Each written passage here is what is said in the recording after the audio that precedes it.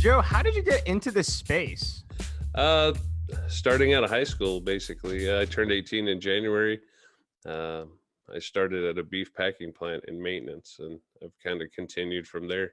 I went to school later on, knowing that without the degree, I couldn't advance my career, and I had goals to advance. So, started as a mechanic, kind of worked my way up through the system, working at different various places, and kind of started a niche for myself, turning plants around, driving the turnaround through the maintenance department, making the maintenance department the center of excellence, and then kind of driving the change there. So, What would you say were some of the most pivotal moments that led you to this path that made you realize like this is the path for you?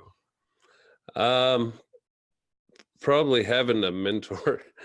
I would suggest that everybody has at least one mentor to help them see the light sometimes.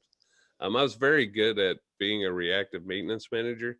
I'd work 21 hours a day, do whatever it took to keep the plant running, not fully understanding what true proactive maintenance is.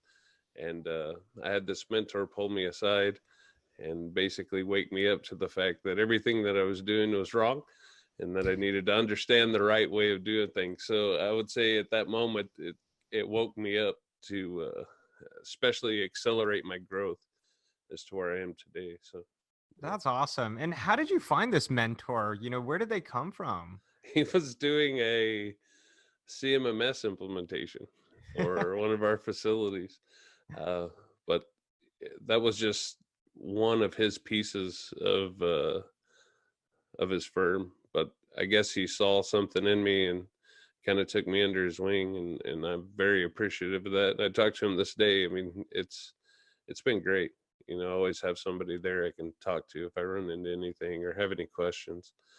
It's always nice. So, Absolutely. yeah, Very cool. I mean, that's so critical having that mentor that will help, push you to be better at the end of the day. for sure.